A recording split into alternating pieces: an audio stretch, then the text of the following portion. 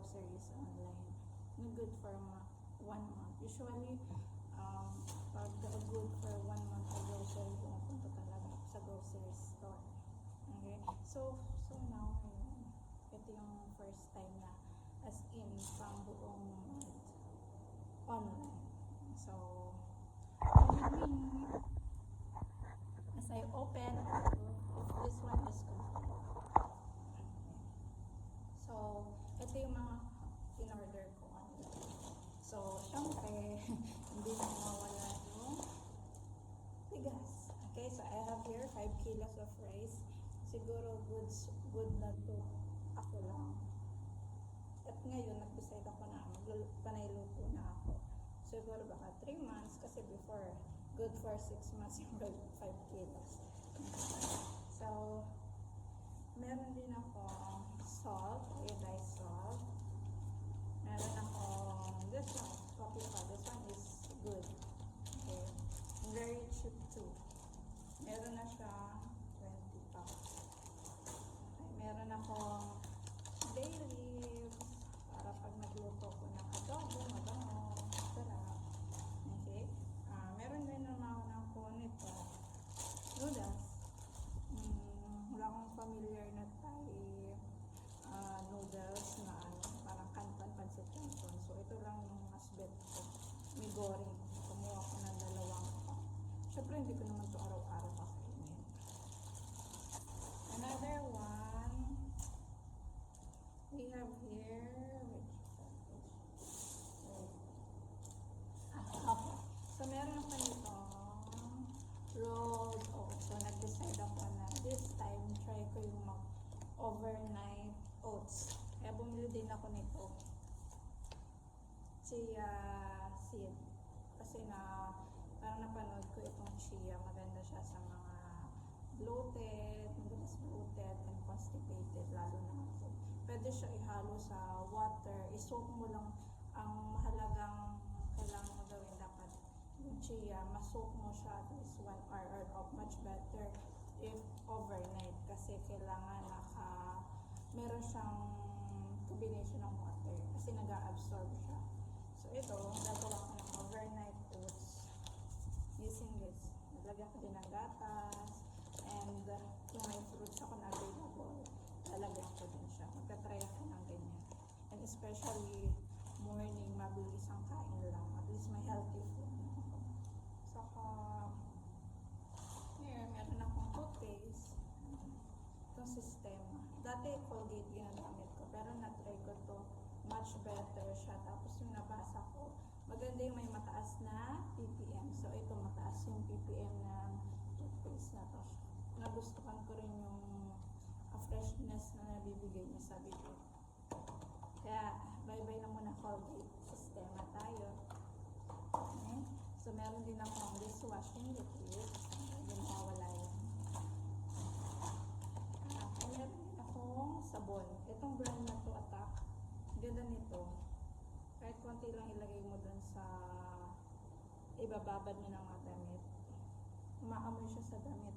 Parang hindi mo na gaano kailangan ng sabon. Kasi dati may ginagamit ako. Ano siya? Mas mahal to ng kaunti compared doon. Kasi yun, nasa almost 5 kilos na. Parang presyo lang nitong pang 2.3 kilos. Pero mas sulit to. Kasi konti lang, marami ka na nalaban. Ayun, kailangan mong damihin. Mabango to. Ganda. Saka, ito, punta tayo sa mga snacks. Meron din pala akong additional cup noodles. Ito, this one. Ito yung isa sa pinaka-nagustuhan kong cup noodles here in Thailand. Ano siya? Brand niya Mama. Marami siyang flavor. Pero ito yung nagustuhan ko. Ano siya? Spicy cheese. Yummy. And for snacks, mga easy snacks, for biscuit, meron ako itong Malkis. Sometimes gusto ko rin yung red na Malkis. Medyo salty. Pero now, itong binili ko. Coconut flavor. Hindi ako mahilig sa may mga fillings ba, may mga palaman. Ba't na sa akin ganyan? Mahilig ako dito sa Thailand. Dami niyang gami. Mahilig din ako sa gami. bibilhin ako gummy or chocolate, mas gusto ko yung gummy, lalo na yung mga maasim. Yan ang mga gusto ko. So na ito, cola na gummy. Pang snacks lang, pang tanggal umay. Hindi naman araw-araw. Good na to for 1 month. Ito, para siyang stick ko. Ito, Oreo wafer roll. Parang stick ko. Saka ito, may 5 siyang box, right? Sa isang box, may 3 siyang sachet. Kaya matagal mo rin siya maubos. Hindi lang siya pang 1 sitting. Lalo na pag hindi naman yung parang tanggal lang ng umay, matamis. Hindi naman yung talagang kain. And meron ako dito chichilas. Isa lang in-order ko na ito, cheese ball. Sarapan ako sa cheese. Dalawa in-order ko. Para hindi na ako bili ng bili. Magastos pag napupunta ako sa 7-Eleven, lalo na malapit lang 7-Eleven dito sa amin. Magastos. Kaya nag-decide talaga ako na isahang bili. Para hindi na ako bili-bili kung ano-ano na dadampot ko. Much better na to. Saka hindi yung mapapagastos ka ng kung ano-ano. Kung ano nakita mo, parang takaw mataba. Okay? Tapos punta tayo sa mga food na malulutuin. Ano ka dito? White onion. 1 kilo siya. Kala mo yung handaan. Dalaki. Okay. Kung may white, meron ko rin. Dalaki yung onion. Ang nasa isip ko, medyo maliliit lang ba? Para pang isang lutuan. Pero tama na rin kasi gagawa ko ng Shanghai. Inibig ko sa Shanghai. Yung daking Shanghai, parang may easy, madali ang ulam ka. Lalo na healthy. Hindi rin ako may sa sardinas. Mga easy gaan. Bira din ako mag-itlog. Ngayon na lang ako rin kung hindi mag-itlog. May itlog ako ngayon. Here, 30 pieces to. Healthy eating daw tayo. Ito hindi ako mahilig sa itlog. Try ko kahit 1 egg or 2 eggs every other day. I cannot do it every day.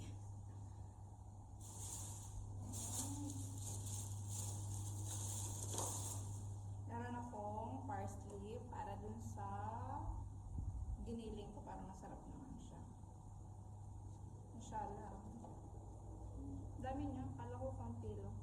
Isang labang. Saan ko naman ito gagamitin? Dami talaga. Parang pang konti lang. Kasi mura lang din naman siya. Ang ganda dito ang mura ng gulay. Kanang karne. Meron tayo dito repolyo. Isang buong repolyo. Kunyari magsabaw ako. Kasi nag-order din ako ng mga karne. Meron ako dito, in-order ko 2 kilos. Pero yung na dumating dito, nasa halos 1.5 kilo. Kasi ilalagay ko ito kung panglahok sa mga ulam and pangluto ng fries, ganyan. Ganda siya. Pang mashed potato, pwede ko na siyang gawin. Depende. Ang mura kasi ang patatas. Saka masarap ang patatas. Marami kang pwedeng maluto. Kaya pumili ako nito.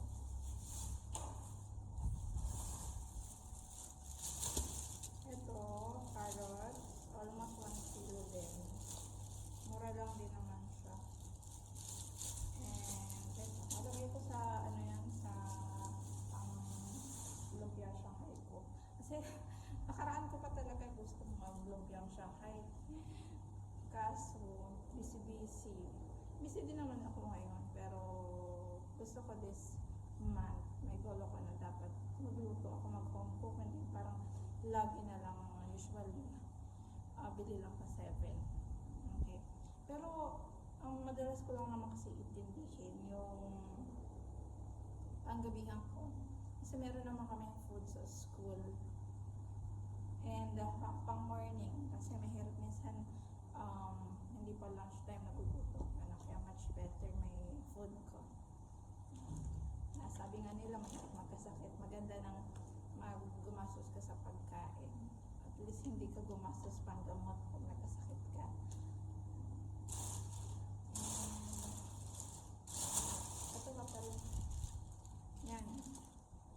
probiotic. Parang Yakult ba? Parang Yakult. Nag-order ako ng 4 pack. Sa isang pack may 6 bottles na maliliit. Tingin ko, gusto ko sana one maliit na bottle. One day, isang bottle. Pero minsan pag nasarapan ka, minsan dumadalawa ka, tumatatlo. Pero sabi nga nila, discipline. Tapos, order ako nitong fries. This one is 2 kilos. Ang ganda dito kasi sale siya, kaya pinili ko na rin. Para pag kunyari, bago ako pumunta at may tutorial ako ng hapon, bago ako pumunta, busog na ako, hindi ako inaabot ng gutom. Tapos, last one, meron din ako biniling water, bottled water, na dadalhin ko pag pumapasok ako sa school. And minsan kasi, pag nagmamadali ako, tapos nakalimutan ko hugasan yung tumbler ko. Wala akong water na dadala. But ito mabilisan pag kailangan ko. Kaysa bumili ako sa school, mas magastos. Yun, mura lang siya pag isahang ako na yung bakit.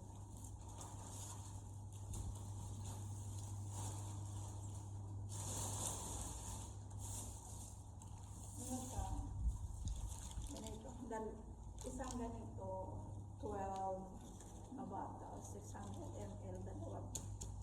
Binili ko. Ang school lang naman, meron na akong water dito sa pangbahay. Pang-upo din. Ito, for drinks, nag-iwas ako ngayon order ng soft drinks. Iwas. Tingnan natin kung may iwasan natin ang soft drinks. Bumili ngayon ako nitong Vita Milk. 12 pieces din siya. Ano siya? Thai tea flavor. Masarap siya. Sulit. Kasi magbibili ka ng sa labas ng mga bibili ka ng Thai tea. Masulit na ito, mas mura. Saka kung parang gusto mo, nagka-crave ka, meron na sa ref, di ka na kailangan bumili pa outside. Mas mapapamahal ka pa compare dito, mas mura. Uy, okay. So ito naman, last one, siguro hindi ko na marami rin ito. Ito naman, kala mo isang buong pamilya yung papakainin. So ito naman, karne siya. Pero maganda dito kasi good for 1 month na siya. Kaya mukhang marami para sa akin. Pero kung good for 1 week to, napakarami. Pero 1 month kasi siya. Meron akong in-order na chicken. Konting chicken lang kasi hindi ako mahilig ano sa chicken. Mas preferred ko pa nga fish eh. Meron naman ako in-order din na fish, tilapia. Para pang prito kasi mahilig ako sa may prito, tapos may sausawan na kamatis at sibuyas, toyo, suka, panalo. Tapos, yung toasted na tilapia ang prito. Tapos, meron akong salmon head. Yun, maganda yung sabawan. Walang mahalang salmon na fish eh. Ang per hiwa, per slice. Ito, saka may ano siya, minimum kilos of order. Para may mga ganyan, or depende. Ito, mura lang siya. Sabaw-sabaw pang soup. Mayroon naman siyang konti-konting karne, kaya okay naman siya. And meron din akong in-order na pork, giniling na pork, para nga dun sa lumpia ko. And meron din akong beef na giniling. Tatry ko din yung beef na lumpia, kung alin masarap. Saka may bibigyan ako na friend ko na hindi pwede sa co-work ko, na hindi pwede siya sa pork. Kaya beef, baka, I think pwede. Para mabigyan ko din siya. Pero dadalhin ko ng luto na, para pang breakfast, ganyan. And, umorder din ako ng karne ng baka na, ano ba, yung laman. Para pang sabaw siya. Saka kung kailangan ko magluto na ulam, meron na ako agad makukuha. Tapos meron din akong pork belly, kalahating kilo. Mag-adobo ako. Stock natin yan. Yun lang naman. So, this is my haul. This is my first time doing